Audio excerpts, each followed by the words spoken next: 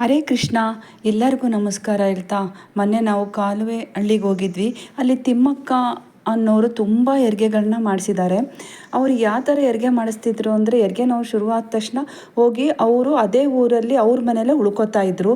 ಹೆರಿಗೆ ಎಲ್ಲ ಮಾಡಿಸಿ ಅವರು ವಾಪಸ್ಸು ತಮ್ಮ ಮನೆಗೆ ಬರ್ತಾಯಿದ್ರು. ಅಷ್ಟು ಹೆರಿಗೆ ಮಾಡಿಸಿದ್ರು. ಇವರು ಜೀವನ ಹೇಗಿದೆ ಅಂದರೆ ತುಂಬ ಕಷ್ಟಕರವಾಗಿದೆ. ಅವ್ರ ಗುಡಿಸ್ಲು ನೋಡಿ ನಾನು ನಿಮಗೆ ತೋರಿಸ್ತಾ ಇದ್ದೀನಿ. ಮಳೆ ಬಂದರೆ ಎಲ್ಲ ಸೋರುತ್ತೆ. ಆವಾಗ ಅವರು ಹೆರಿಗೆ ಮಾಡಿಸಿದ್ದಕ್ಕೆ ಅವ್ರಿಗೆ ಸಿಗ್ತಾ ಇದ್ದಿದ್ದು ಒಂದು ಮರ ರಾಗಿ ಮತ್ತು ಒಂದು ಬೆಲ್ಲದ ಅಚ್ಚು 10 ರೂಪಾಯಿ ಅಷ್ಟೇ.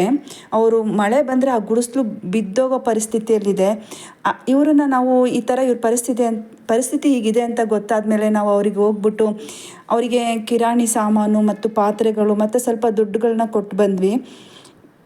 ನಾನು ಏನಕ್ಕೆ ಇದನ್ನು ಹೇಳ್ತಾ ಇದ್ದೀನಿ ಅಂದರೆ, ಎಷ್ಟೋ ಹೆರಿಗೆಗಳು ಮಾಡಿಸಿದ್ದಾರೆ, ಆದರೆ ಇವರಿಗೆ ಇರೋದಕ್ಕೆ ಒಂದು ನೆರಳು ಕೂಡ ಇಲ್ಲ. ಅದಕ್ಕೆ ನಾವೆಲ್ಲ ಸೇರಿಬಿಟ್ಟು ಇವರಿಗೆ ಒಂದು ನೆರಳು ಮಾಡಿಕೊಡ್ಬೇಕು, ಒಂದು ಮನೆ ಥರ ಮಾಡಬೇಕು ಅಂತ ನಾವೆಲ್ಲ ಅದೆಲ್ಲ ಹೇಗಿದೆ ಅಂತ ನೋಡೋಣ ಅಂತ ಹೋಗಿದ್ವಿ. ಇಲ್ಲಿ ಪಾರ್ವತಮ್ಮ ಅಂತ ಕೂಡ ಇದ್ದಾರೆ. ಅವರು ಕೂಡ ತುಂಬ ಹಸುಗಳನ್ನ ಸಾಕಿದ್ದಾರೆ. ಅವ್ರನ್ನೆಲ್ಲ ಗುರುತಿಸೋದೇ ನಮ್ಮ ಉದ್ದೇಶ ಆಗಿತ್ತು. ನೋಡಿರಿ, ಪಾರ್ವತಮ್ಮ, ತಿಮ್ಮಕ್ಕ, ತಾಲೂಕಿನ ತಿಮ್ಮಕ್ಕ ಅಂತ ಇವರು. ನಮಸ್ಕಾರ. ಕಾಲುವೆಹಳ್ಳಿಯ ಗ್ರಾಮಸ್ಥರಿಗೆ ಮತ್ತು ವಿಶೇಷವಾಗಿ ಸುಲಗಿತ್ತಿ ತಾಲೂಕಿನ ತಿಮ್ಮಕ್ಕ ಅವರಿಗೆ ಮತ್ತು ಅವರನ್ನು ಪಾಲನೆ ಪೋಷಣೆ ಮಾಡ್ತಾ ಇರುವಂತಹ ಪಾಲಕ ಅವರಿಗೆ ಮತ್ತು ಅದರೊಟ್ಟಿಗೆ ಗೋಸೇವೆಯನ್ನು ಕಳೆದ ಹಲವಾರು ವರ್ಷಗಳಿಂದ ನಿರಂತರವಾಗಿ ಒಂದು ಸೇವಾ ಬದ್ಧತೆಯಿಂದ ಮಾಡ್ಕೊಂಡು ಬಂದಿರುವಂತಹ ಪಾರ್ವತಮ್ಮ ಅವರಿಗೆ ಮತ್ತು ಚಳ್ಳಕೆರೆಯಿಂದ ಬಂದಿರುವಂತಹ ನನ್ನ ಎಲ್ಲ ಆತ್ಮೀಯ ಸದ್ಭಕ್ತರಿಗೆ ನಾನು ಭಕ್ತಿಪೂರ್ವಕ ಪ್ರಣಾಮಗಳನ್ನು ಸಲ್ಲಿಸ್ತಾ, ಇವತ್ತಿನ ಕಾರ್ಯಕ್ರಮ ತುಂಬ ಅಮೋಘವಾದ ಕಾರ್ಯಕ್ರಮ, ಇತಿಹಾಸದಲ್ಲಿ ಚರಿತ್ರೆಯಲ್ಲಿ ಉಳಿಯುವಂಥ ಕಾರ್ಯಕ್ರಮ. ಭಾರತದ ಆದರ್ಶಗಳು ಅಂತಂದರೆ ಸೇವೆ ಮತ್ತು ತ್ಯಾಗ ಅಂತ. ಸೇವೆ ಮತ್ತು ತ್ಯಾಗದ ಮೂಲಕ ನಾವು ಆಧ್ಯಾತ್ಮಿಕತೆಯ ಒಂದು ಬೇರು ಶಿಖರವನ್ನು ತಲುಪಲಿಕ್ಕೆ ಸಾಧ್ಯ ಆಗುತ್ತೆ. ಹಾಗಾಗಿ ರಾಮಕೃಷ್ಣ ಮಠ ಮಿಷನ್ನ ಮುಖ್ಯ ಉದ್ದೇಶನೇ ಆತ್ಮಾನೋ ಮೋಕ್ಷಾರ್ಥಂ ಜಗದಿಥಾಯಚ ಅಂತ. ಅಂದರೆ ಆತ್ಮ ಮೋಕ್ಷದ ಕಡೆಗೆ ಗಮನ ಕೊಡ್ತಾ ಅದರೊಟ್ಟಿಗೆ ಜಗತ್ತಿನ ಹಿತದ ಕಡೆಗೂ ಸಹ ಗಮನ ಕೊಡಬೇಕು ಅಂತ ನಮ್ಮ ರಾಮಕೃಷ್ಣ ಮಠ ಮಿಷನ್ ಹೇಳುತ್ತೆ. ಆ ನಿಟ್ಟಿನಲ್ಲಿ ಚಳ್ಳಕೆರೆಯಲ್ಲಿ ಸಹ ಶಾರದಾಶ್ರಮ ಆರಂಭ ಆಗಿದೆ. ಕಳೆದ 16 ವರ್ಷಗಳಿಂದ ಹಲವಾರು ಸಾಮಾಜಿಕ, ಧಾರ್ಮಿಕ, ಶೈಕ್ಷಣಿಕ, ಸಾಂಸ್ಕೃತಿಕ ಕಾರ್ಯಕ್ರಮಗಳನ್ನು ಮಾಡ್ತಾ ಬರ್ತಾ ಇದೆ. ಅದರ ಮುಂದುವರೆದ ಭಾಗವಾಗಿ ಇವತ್ತು ಕಾಲುವೆಹಳ್ಳಿಯಲ್ಲಿ ಈ ಥರದ ಒಂದು ಕಾರ್ಯಕ್ರಮವನ್ನು ಮಾಡಲಿಕ್ಕೆ ನಾವು ಆರಂಭ ಮಾಡಿದ್ದೇವೆ. ನಾನು ಹೋದ ವಾರ ನೆಲಗತ್ನಟ್ಟಿಯಲ್ಲಿ ನಮ್ಮ ಹಲವಾರು ಭಕ್ತರು ಕರ್ಕೊಂಡು ಹೋಗಿ ಅಲ್ಲಿ ಒಂದು ಲೋಡ್ ಕೊಟ್ಟು ಬಂದ ಹಸುಗಳಿಗೆ. ಅದರ ಮುಂದುವರೆದ ಭಾಗವಾಗಿ ಪತ್ರಿಕೆಗೆ ಹಾಕಬೇಕು ಅಂತ ನಮ್ಮ ಕನ್ನಡಪ್ರಭ, ಪ್ರಜಾಪ್ರಗತಿ ಮತ್ತು ಉದಯವಾಣಿ ಹಲವಾರು ಪತ್ರಿಕೆಯಲ್ಲಿ ಸೇವೆ ಸಲ್ಲಿಸಿರುವಂತಹ ವೀರೇಶಣ್ಣವರು ಒಂದು ಮಾತು ಹೇಳಿದ್ರು. ಈ ಥರ ಕಾಲುವೆಹಳ್ಳಿಯಲ್ಲಿ ಈ ಥರ ಅಜ್ಜಿ ಒಬ್ಬರಿದ್ದಾರೆ, ಸುಲಗಿತ್ತಿ ತಿಮ್ಮಕ್ಕ ಅಂತ. ಅವರು ಸಾಕಷ್ಟು ಜನಕ್ಕೆ ಹೆಣ್ಮಕ್ಳಿಗೆ ಹೆರಿಗೆ ಮಾಡಿಸಿದ್ದಾರೆ, ಒಂದೊಳ್ಳೆಯ ಸೇವೆಯನ್ನು ಮಾಡಿದ್ದಾರೆ. ಅಂದರೆ ನಿಸ್ವಾರ್ಥವಾದ ಸೇವೆಯನ್ನು ಮಾಡಿದ್ದಾರೆ. ಅವ್ರಿಗೆ ಇರಲಿಕ್ಕೆ ಒಂದು ಮನೆ ಸಮೇತ ಇಲ್ಲ, ತುಂಬ ಸೋರುತ್ತೆ. ಮತ್ತು ಅವರಿಗೆ ಸರ್ಕಾರದ ಯಾವ ಸೌಲಭ್ಯಗಳು ಅಷ್ಟು ಮಟ್ಟಿಗೆ ಪರಿಣಾಮಕಾರಿಯಾಗಿ ತಲುಪ್ತಾ ಇಲ್ಲ ಅಂತ ತನ್ನ ಮೂಲಕ ಇವತ್ತು ಇಷ್ಟೊಂದೆಲ್ಲ ಚಟುವಟಿಕೆಗಳು ನಡೀತಾ ಇದೆ. ಹಾಗಾಗಿ ಇಂತಹ ಕಾರ್ಯಕ್ರಮಕ್ಕೆ ನಾನು ಎಲ್ಲರನ್ನು ಪ್ರೀತಿಪೂರ್ವಕವಾಗಿ ಆತ್ಮೀಯವಾಗಿ ಸ್ವಾಗತವನ್ನು ಕೋರ್ತಾ, ನಮ್ಮ ಆತ್ಮೀಯ ಸದ್ಭಕ್ತರಾದ ಶ್ರೀಮತಿ ಮೋಹಿನಿ ಸತ್ಯನಾರಾಯಣ ಅವ್ರದ್ದು ಇರಿಗೇಷನ್ ಇಟ್ಕೊಂಡು ಅದರೊಟ್ಟಿಗೆ ಸಮಾಜ ಸೇವೆಯನ್ನು ಸಾಕಷ್ಟು ಮಾಡ್ತಾ ಇದ್ದಾರೆ. ವೃತ್ತಿಯಲ್ಲಿ ಟೀಚರ್ ಆಗಿ ವರ್ಕ್ ಮಾಡ್ತಾ ಅದ್ರ ಮೂಲಕ ಸಮಾಜಕ್ಕೂ ಹಲವಾರು ರೀತಿಯಲ್ಲಿ ಸೇವೆಯನ್ನು ಸಲ್ಲಿಸ್ತಾ ಇದ್ದಾರೆ. ಎಲ್ಲ ಆಧ್ಯಾತ್ಮಿಕ ಸಂಸ್ಥೆಗಳಿಗೆ ಸಂಪರ್ಕ ಇಟ್ಕೊಂಡಿದ್ದಾರೆ ಮೋಹಿನಿ ಅವರು ವಿಶೇಷವಾಗಿ ಈ ಕಾರ್ಯಕ್ರಮಕ್ಕೆ ಆಗಮಿಸಿದ್ದಾರೆ. ಅವರು ಪ್ರಾರ್ಥನೆ ಮಾಡುವ ಮೂಲಕ ಈ ಕಾರ್ಯಕ್ರಮವನ್ನು ಯಶಸ್ವಿಯಾಗಿ ನಡೆಸಲಿಕ್ಕೆ ಅವಕಾಶ ಮಾಡಿಕೊಡ್ತಾ ಇದ್ದಾರೆ.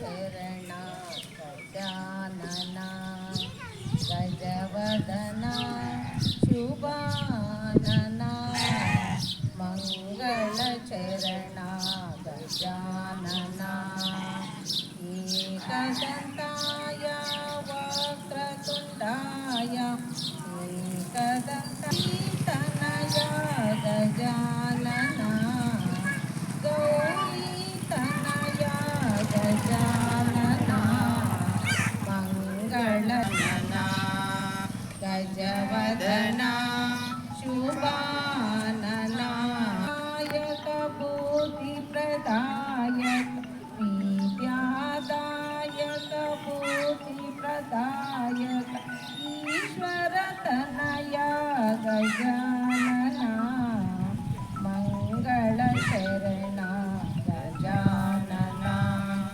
ಗಜವದನ ಶುಭಾನನ ಶುಭಾನನ ಶುಭಾನನ. ಪ್ರಾರ್ಥನೆಯನ್ನು ಮಾಡಿದಂತಹ ಶ್ರೀಮತಿ ಮೋಹಿನಿ ಸತ್ಯನಾರಾಯಣ ಅವರಿಗೆ ಧನ್ಯವಾದಗಳು, ಕೃತಜ್ಞತೆಗಳನ್ನು ಸಲ್ಲಿಸ್ತೇನೆ. ಕಾರ್ಯಕ್ರಮ ಇದು ಎಲ್ಲರಿಗೂ ಅದು ಲಭ್ಯ ಆಗೋದಿಲ್ಲ. ಮುಂದೇನೋ ಒಂದು ಇತ್ತು ಮಾಡಿಲ್ಲ ಪಾಪ 100 ವರ್ಷದಿಂದ ಸತತವಾಗಿ ಹೆರಿಗೆ ಪ್ರಯತ್ನ ಮಾಡಿದ್ದಾರೆ. ನಮ್ಮ ಪಾರ್ವತಿ ಅಷ್ಟೇ, ಅವಳಿಗೆ ಬೇರೆ ಯಾವುದೇ ಹವ್ಯಾಸ ಇಲ್ಲ, ಬರೀ ಜನಗಳನ್ನು ನೋಡ್ಕೊಳ್ಳೋದು ಅವಳಿಗೆ ಕೆಲಸ. ಬೇರೆ ಅವಳಿಗೆ ಊಟ ಆಗಲಿ ತಿಂಡಿ ಆಗಲಿ ಏನೂ ಬೇಕಾಗಿಲ್ಲ. ಕೈಯಾಗಿ ಒಂದು ಮುದ್ದೆ ಹಿಡ್ಕೊಂತಾಳೆ, ಹೋಗ್ತಾಳೆ ಸಾಮಾಜಿಕವಾಗಿ. ಅದೇ ದಾರಿಗೆ ತಿನ್ಕೊಂಡು ಒಂದು 4 ನಾಯಿ ಇರ್ತವೆ ಒಳಗೆ. ಯಾವಾಗ ಆ ನಾಯಿಗಳಿಗೆ ಅರ್ಧ ಹಾಲು ನಾಯಿಗಳಿಗೆ ಹಾಕ್ತಾಳೆ, ಅರ್ಧ ಅವ್ರು ತಿಂದು ಈ ಜೀವನ ಮಾಡ್ತಾಳೆ. ನಿಜವಾಗ್ಲೂ ನೋಡ್ಬೇಕಂದ್ರೆ ನಮ್ಗೆ ತುಂಬ ಸಂತೋಷ ಆಗುತ್ತೆ. ಈಗಿನ ಕಾಲದಲ್ಲಿ 4-5 ಹಸು ಸಾಕೋದೇ ಭಾಳ ಕಷ್ಟ. ಅಂಥದ್ದು 75 ಹಸುಗಳು ಇರ್ತವೆ, ಆಲ್ರೆಡಿ ಇದಾವೆ. ತುಂಬ ಗರ್ವದಿಂದ ಹೇಳ್ತಾ ಇರ್ತೀವಿ. ನಾನು ನಿಮ್ಮಲ್ಲಿ ಕೇಳ್ಕೊಳ್ಳೋದು ಒಂದೇ, ಈ ಜರ್ಸಿ ಹಸುಗಳಿದಾವಲ್ಲ, ಆದರೆ ಗಂಡು ಕರುಗಳ ಒಂದು ತಿಂಗಳಲ್ಲೇ ಮಾರಿಬಿಡ್ತೇವೆ ಕಟ್ಟಿಗೆಗೆ. ಅದನ್ನು ದಯವಿಟ್ಟು ನೀವು ಅವಾಯ್ಡ್ ಮಾಡಿಸ್ಬೇಕು ಅಂತ ನಾನು ನಿಮ್ಮಲ್ಲಿ ಕಳಕಳಿಯಿಂದ ಪ್ರಾರ್ಥನೆ ಮಾಡ್ತೀನಿ. ನುಡಿಗಳನ್ನು ಮಾಡಿದಂತಹ ಕಾಲುವೆಹಳ್ಳಿಯ ಹಿರಿಯರಾದಂತಹ ಪೂಜ್ಯರಾದಂತಹ ನೀಲಕಂಠ ಶೆಟ್ಟಿ ಅಣ್ಣವರಿಗೆ ಧನ್ಯವಾದಗಳು, ಕೃತಜ್ಞತೆಯನ್ನು ತಿಳಿಸ್ತೇನೆ. ಇದೀಗ ತಾನೇ ಕಾರ್ಯಕ್ರಮಕ್ಕೆ ಆಗಮಿಸಿರುವಂತಹ ರೈತ ಮುಖಂಡರಾದಂತಹ KP ಭೂತಣ್ಣ ಅವರು ಬಂದಿದ್ದಾರೆ. ಅವರಿಗೆ ನಿಮ್ಮೆಲ್ಲರ ಪರವಾಗಿ ಪ್ರೀತಿಪೂರ್ವಕ ಸ್ವಾಗತವನ್ನು ಕೋರ್ತೇನೆ. ಅವರು ಒಂದೆರಡು ಮಾತನ್ನು ಹಾಡಬೇಕಾಗಿ ಕೇಳ್ಕೊಳ್ತೇನೆ.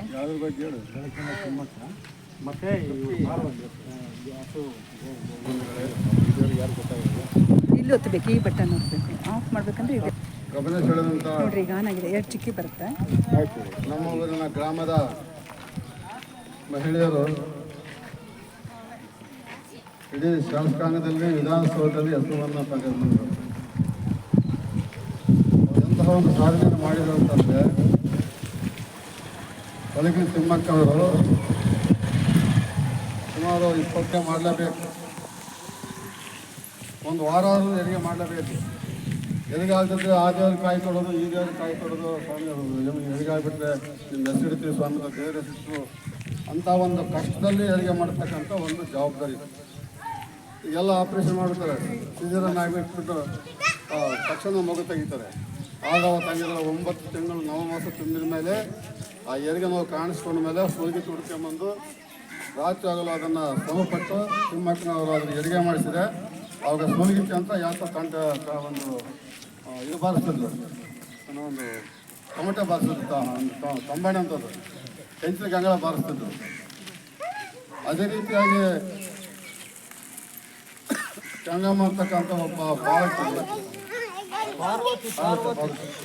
ಪಶುಪಾಲನಾ ಏನು ಗಾರುಪಾಲಕ ಸ್ವಾಮಿ ಯಾರು ಪಶುಪಾಲನೆ ಮಾಡ್ತಿದ್ರು ಅಂತ ನಾವು ಪುರಾತನ ಕಾಲದಲ್ಲಿ ಕೇಳ್ತಿದ್ವಿ.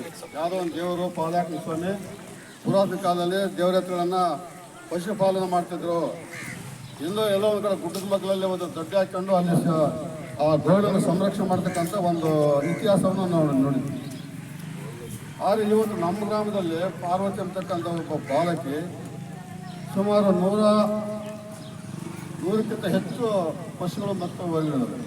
ಅದನ್ನು ಅಕ್ಕಕಟ್ಟಿ ಕಟ್ಟಾಕಲ್ಲಂತೆ ನಾನು ನೋಡಿದ ಜನ ಹೇಳ್ತಾರೆ. ಆ ಗೋರಾರಣ್ಯದಲ್ಲಿ ಅಯ್ಯಮ್ಮ ಇದ್ರೂ ಪಕ್ಕದಲ್ಲಿ ಕೊಡೋ ಅಯ್ಯಮ್ಮ ಹೆಂಗೆ ಹೋಗ್ತಾಳೋ ಹೆಸರು ಹಂಗೆ ಹೋಗ್ತಾವಂತೆ. ಅದು ಶಿಸ್ತು. ಮೂಕು ಪ್ರಾಣಿಗಳಿಗೆ ಪಕ್ಕದ ಹೊಲಕ್ಕೆ ಹೋದಂಗೆ, ಇನ್ನೊಬ್ಬ ತಂಡಿಗೆ ಹೋದಂಗೆ ಅದನ್ನು ಜಾಗೃತಿಗೆ ಆ ತಾಯಿ ಹೆಂಗೆ ಹೋಗ್ತಾಳೋ ಹೆಸರು ಅದೇ ರೀತಿಯಾಗಿ ಸಾಲಾಗಿ ಹೋಗಿ ಆ ದೊಡ್ಡ ಸೇರ್ಕೊಂತ. ಅಕಸ್ಮಾತ್ ಯಾರಾದರೂ ಗಂಗಮ್ಮನ ಪಾರ್ವತನ ಕೆಣಕಿದ್ರೆ ಅವನು ಉಳಿಯಲ್ಲ. ಆಯೋದು ಇಲ್ಲ ಕಡಿಯೋದು ನೋಡಿ. ಆ ತಾಯಿ ಬಗ್ಗೆ ಎಷ್ಟು ಆ ಮೂಕ ಪ್ರಾಣಿಗಳ ಒಂದು ಜವಾಬ್ದಾರಿ ಇದೆ. ಪಶುಪಾಲನೆ ಇವತ್ತು ಅಗ್ಗ ಕಟ್ಟಿ 150 ದನಗಳನ್ನು ಕಟ್ಟಿ ಹಾಕಿಲ್ಲ, ಸುಳ್ಳು ದೊಡ್ಡಿ ಕೊಡೋದು. ಆ ಕರೆಯಲ್ಲ ಅದು ತಿನ್ನಲ್ಲ ನೋಡಿ. ಸುಮಾರು 100 ಹಸುಗಳಿದೆ.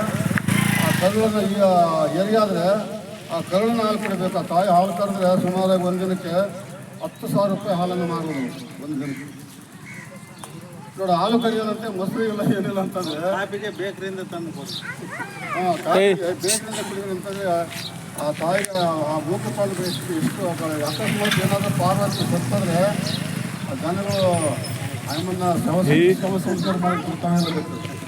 ಯಾಕಂದ್ರೆ ಆ ಮೂಕಪಾಲೆಲ್ಲ ವಿಶ್ವಾಸ ಮತ್ತು ನಂಬಿಕೆ ಇರ್ತಂತಿತ್ತು ಆಯಮ್ಮ. ಮೇಡಮ್ ನೀವೇ ಪಾಲಕ.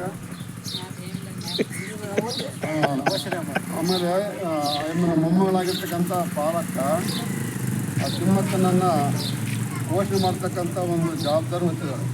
ಈಗಿನ ಕಾಲದಲ್ಲಿ ಯಾರು ಕೂಡ ತಂದೆ ತಾಯಿಗೆ ಆಹಾರ ಕೊಡಲ್ಲ, ಶುಶ್ರೂಷೆ ಮಾಡಲ್ಲ, ಜವಾಬ್ದಾರಿ ನೋಡ್ಕೊಬಲ್ಲ. ಅಂಥ ಒಂದು ಕಾಲದಲ್ಲಿ, ಅಂಥ ಸಂದರ್ಭದಲ್ಲಿ ತನ್ನ ಮೊಮ್ಮಗಳಾದ ಪಾಲಕನು ತಿಮ್ಮಕ್ಕನಿಗೆ ವಿಶೇಷವಾದ ಒಂದು ಜವಾಬ್ದಾರಿಯನ್ನು, ನೀರು ಸರಿಯಾಗಿ ತಕ್ಕಂಥ ಕಾವು ತಕ್ಕಂಥ ನೀರು, ಅನ್ನ ಇವೆಲ್ಲ ಜವಾಬ್ದಾರಿ ಮಾಡ್ಕೊಳ್ಳೋದ್ರಿಂದ ಆ ಅಜ್ಜಿಯ ಇನ್ನು ಸುಖವಾಗಿ ಬದುಕಿದ್ದಾರೆ. ಅಂಥ ಒಂದು ನಮ್ಮ ಈ ಕಾವಲಿ ಗ್ರಾಮದಲ್ಲಿ ಅಂಥ ಒಂದು ಸಾಧನೆಯನ್ನು ಹುಟ್ಟಿದ್ದಾರೆ ಅಂತಂದರೆ ನಾವು ಕೂಡ ಅಷ್ಟೇ. ಇಲ್ಲಿರೋಲ್ಲ ನಮ್ಮ ಜೊತೆಯಲ್ಲಿ ನಾಟಕ ಆಡ್ತಿರೋರೆ ಬಯಲಾಟ ಈ ತಿಳ್ಕೊಂಡಿದ್ದು ನಮ್ಮ ಜೊತೆಲೆಲ್ಲ ನಾಟಕ ಆಡಿದ್ರು. ನಮಗೆ 80 ವರ್ಷ ಆದರೂ ಕೂಡ ನಾವು ರಾಜ್ಯ ಮಟ್ಟಕ್ಕೆ ಹೆಸರಾಗಿದ್ದೀವಿ. ಬಯಲಾಟ ಅಕಾಡೆಮಿಗೆ ಬಾಗಲಕೋಟೆವರೆಗೂ ನಾವು ಹೆಸರಾಗಿದ್ದೀವಿ. ಆಮೇಲೆ ಸರ್ಕಾರದಿಂದ ನನಗೆ ಕರ್ನಾಟಕ ಬಯಲಾಟ ಅಕಾಡೆಮಿ ನಾಟಕ ಪ್ರಶಸ್ತಿಯನ್ನು ಕೂಡ ನಾವು ಸರ್ಕಾರದಿಂದ ಪಡ್ಕೊಂಡಿದ್ವಿ. ಗಾಲವಳ್ಳಿ ಗ್ರಾಮದಲ್ಲಿ ಅಂಥ ಮಹನೀಯರು ನಾವು ಈ ಭೂಮಿ ನಮ್ಮನ್ನು ಜನ್ಮ ಕೊಟ್ಟಿದ್ವಿ. ಈ ಮಣ್ಣಿನ ಗುಣ ಅಂತದ್ದು, ಈ ಮಣ್ಣಿನ ನೆಲ ಅಂತದ್ದು. ಇಂಥ ಒಂದು ಸಂದರ್ಭದಲ್ಲಿ ನಾವು ಇವರೆಲ್ಲ ಇವತ್ತು ಸ್ಮರಣೆ ಮಾಡ್ತಾ ಇನ್ನು ಪಾರ್ವತಿ ಅಂತರು, ತಿಮ್ಮಕ್ಕಂತರು ಮುಂದೆ ಹುಟ್ಟಲ್ಲ ಅಂತಕ್ಕಂಥ ಒಂದು ಅವರ ಒಂದು ಶಾಲೆಯನ್ನು ಸಲ್ಲಿಸ್ತಾ ಅಭಿನಂದನೆ ಸಲ್ಲಿಸ್ತಾ ನಾನು ಮಾತಾಡ್ತೀನಿ. ಅಮ್ಮ, ನಿಮ್ಮ ಹೆಸರೇನಮ್ಮ? ಎಂಥ ತಿಮ್ಮಕ್ಕ ಅಂತಾರೆ? ಎಷ್ಟು ವರ್ಷ ನಿಮಗೆ? ನನಗೆ 40 ವರ್ಷ. ಎಷ್ಟು ವರ್ಷ? 103 ವರ್ಷನಾ? ನಿಮ್ಮನ್ನು ಸೂಲಗಿತ್ತಿ ತಳಕಿನ ತಿಮ್ಮಕ್ಕ ಅಂತ ಕರೀತಾರೆ ಈ ಊರಲ್ಲಿ. ನಿಮ್ಮ ಇಲ್ಲಿ 103 ವರ್ಷ ಆಗಿದೆಯಲ್ಲ, ಈ ಊರಲ್ಲಿ ನಿಮ್ಮ ಜೊತೆಗೆ ಯಾರಾದರೂ ಇರೋರು ಬದುಕಿದಾರಾ? ಇದ್ದಾರ? ಯಾರಿದ್ದಾರೆ ಇಲ್ಲಿ? ಅಲ್ಲ, ಮೊನ್ನೆ ಅವರು 4-5 ವರ್ಷ ಆಯ್ತಲ್ಲ ತೀರೋಗಿ. ತೀರೋಗಿ 3-4 ವರ್ಷ ಆಯಿತು. ಈಗ ನೀವು ಹಿರಿಯರ ಅಂದರೆ ನೀವು ಒಬ್ಬರೇ ಊರಲ್ಲಿ ನಾನು ಮಾತಾಡ್ತೀನಿ ಅಜ್ಜಿ. ಆಮೇಲೆ ನೀವು ಹೆರಿಗೆ ಮಾಡ್ತಿದ್ದ ಸಂದರ್ಭದಲ್ಲಿ ಈಗ ಹೆಣ್ಮಕ್ಳಿಗೆ ಅವಾಗ ಸರ್ಕಾರಿ ಆಸ್ಪತ್ರೆ ಇರಲಿಲ್ಲ. ಒಂದು 40-50 ವರ್ಷದಿಂದ ಸೇವೆ ಮಾಡ್ಕೊಂಡು ಬಂದಿದ್ದೀರ. ಅವಾಗ ಸರ್ಕಾರಿ ಆಸ್ಪತ್ರೆ ಇರಲಿಲ್ಲ. ನಿಮ್ಮನ್ನು ಬಂದು ಹೆರಿಗೆ ನೋವು ಬಂದಾಗ ಹೆಣ್ಮಕ್ಳಿಗೆ ಅವ್ರು ಬಂದು ನಿಮ್ಮನ್ನು ಕರ್ಕೊಂಡು ಹೋಗಾರ? ಹೋಗ್ಬಿಟ್ಟು ಏನು ಮಾಡ್ತೀವಿ, ಹೆರಿಗೆ ಮಾಡ್ತಿದ್ರ? ಕಷ್ಟಕರವಾದ ಹೆರಿಗೆಗಳ ಸಮೇತನೂ ಮಾಡಿಸಿದ್ದೀರಾ? ಎಷ್ಟು ಸಾವಿರ ಮಾಡಿಸಿರ್ಬೋದು ಅಜ್ಜಿ ನೀವು? 40 ಮೇಲೆನೆ ಅಷ್ಟಕ್ಕಿಲ್ಲ. ಇವಾಗ 130 ಒಂದು 5ರಿಂದ 6 ಸಾವಿರ ಹೆರಿಗೆ ಮಾಡಿಸಿದ್ರ? ಒಂದು 5ರಿಂದ 6 ಸಾವಿರ ಹೆರಿಗೆ ಮಾಡಿಸಿದ್ರ? ಜಾಸ್ತಿ ಆಗಿತ್ತಾ? ಅಂತ 6 ಸಾವಿರ ಹೆರಿಗೆ ಮಾಡಿಸಿದ್ರು ನೀವು ಇನ್ನೂ ಜೀವಂತವಾಗಿದ್ದೀರಾ. ಅವರ ಆರೈಕೆ, ಅವ್ರ ಆಶೀರ್ವಾದ ಅಂತ ಹೇಳ್ಬೋದು. ನಿಮ್ಮ ಆಶೀರ್ವಾದ ಅವ್ರ ಮೇಲೆ ಇರುತ್ತೆ ಅಲ್ವಾ ಜಿ? ಆಮೇಲೆ ನೀವು ಸರ್ಕಾರದಿಂದ ಏನಾದರೂ ಸೌಲಭ್ಯ ಬರುತ್ತೆ ನಿಮಗೆ? ಏನಿಲ್ಲ. ವೃದ್ಧಾಪ್ಯ ವೇತನ ಬರುತ್ತಾ? ಮತ್ತು ಆಮೇಲೆ ನೀವು ಹೆರಿಗೆ ಮಾಡಿಸ್ಬಿಟ್ಟು ಅದೇ ಅವಾಗಲೇ ನಾವು ಮನೆಗೆ ಬರ್ತಿದ್ರು? 5 ದಿನನೂ ಅವ್ರ ಹತ್ರ ಇದ್ದು ಕೂಸನ್ನೆಲ್ಲ ಆರೈಕೆ ಮಾಡಿ ಬರ್ತಿದ್ರು ಜೊತೆ?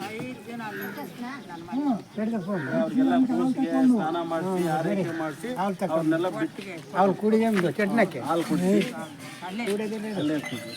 ಅಲ್ಲೇ ಇದ್ಬಿಟ್ಟು 5 ದಿನ ಆದಮೇಲೆ ಮನೆಗೆ ಬರ್ತಿದ್ವಿ. ಅವಾಗ ಏನಾದರೂ ನಿಮಗೆ ಪ್ರೋತ್ಸಾಹಧನ ಕೊಡೋರ? ಅದೇ ಕೊಡೋರು. ಏನು ಕೊಡೋರು? ರಾಗಿ, ಎಷ್ಟು ಸೇರು ಕೊಡೋರು? ಒಂದು ಮರ ತುಂಬ ಕೊಡೋರು ಅಷ್ಟೇ. ಒಂದು ಮರ ತುಂಬ ಅಂದ್ರೆ ಒಂದು 3-4 ಸೇರು ಇರ್ಬೋದು ಅಷ್ಟೇ. ನಿಮ್ಗೆ ಜೀವನ ಆಗ್ತಿತ್ತಾ ತಗೊಂಬಂದ್ರೆ? ಸಾವುಕಾರ ಕೊಡ್ತಿದ್ರು. ಗಂಜಮ್ಮರು ಎಷ್ಟು ಕೊಡೋರು ದುಡ್ಡು? 100 ರೂಪಾಯಿ ಕೊಡ್ತಿದ್ರು. 100 ಅವಾಗ 100 ರೂಪಾಯಿ ಆಗಿನ ಕಾಲದಾಗ ಇತ್ತಾ? ಇತ್ತು. ಮೊನ್ನೆ ಆದಲ್ಲ ನೋಡ್ರಿ, ಇಂಥ ಸೇವೆ ಎಲ್ಲ ಮಾಡಿದ್ರ. ಈಗ ಗುಡಿಸಿದ ಮನೇಲಿ ಇದ್ದೀರಾ, ಮನೆ ಇಲ್ಲ ನಿಮಗೆ. ಈಗ ನಾವು ಅಷ್ಟೇ ಸರ್ಕಾರ ಕೇಳ್ತಾ ಇದ್ದೀವಿ. ಈಗೆಲ್ಲ ಹೇಳಿದ್ವಲ್ಲ, ನಿಮಗೆ ಒಂದು ಸಂಘ ಸಂಸ್ಥೆ ಆಗಲಿ, ಅನಾಥಾಶ್ರಮ ಕಡೆಯಿಂದಾಗಲಿ, ರೈತರಿಂದ ಕಡೆ ಆಗಲಿ ಮತ್ತು ಆಮೇಲೆ ಊರಿನ ಗ್ರಾಮಸ್ಥರ ಕಡೆಯಿಂದ ಆಗಲಿ ಸರ್ಕಾರದಿಂದ ಆಗಲಿ ನಿಮಗೆ ಮನೆ ಕಟ್ಟಿಸೋ ಜವಾಬ್ದಾರಿ ಹೇಳಿದ್ದಾರೆ ನಮ್ಮ ಭೂತಯ್ಯರು, ಹಿರಿಯ ಉಪಾಧ್ಯಕ್ಷರವರು, ನಮ್ಮೂರಿನವರು ಹಿರಿಯರು. ಅದು ಒಂದು ನಿಮಗೆ ಸವಲತ್ತು ಮಾಡಿಕೊಡೋಣ ಅಜ್ಜಿ, ಮಾತಾಡೋಣ.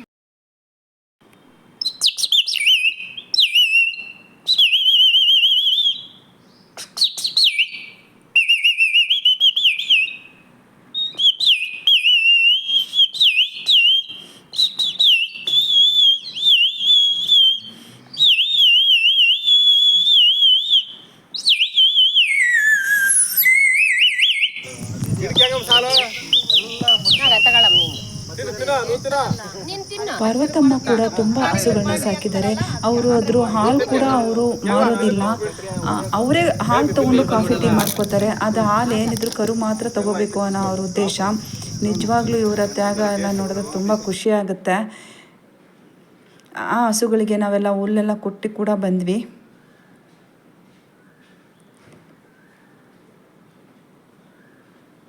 ಹರೇ ಕೃಷ್ಣ, ಎಲ್ಲರಿಗೂ ನಮಸ್ಕಾರ. ನಿಮಗೆ ಈ ವಿಡಿಯೋ ಇಷ್ಟ ಆಗಿದ್ದರೆ ನಿಮ್ಮ ಅಭಿಪ್ರಾಯವನ್ನು ತಿಳಿಸಿ.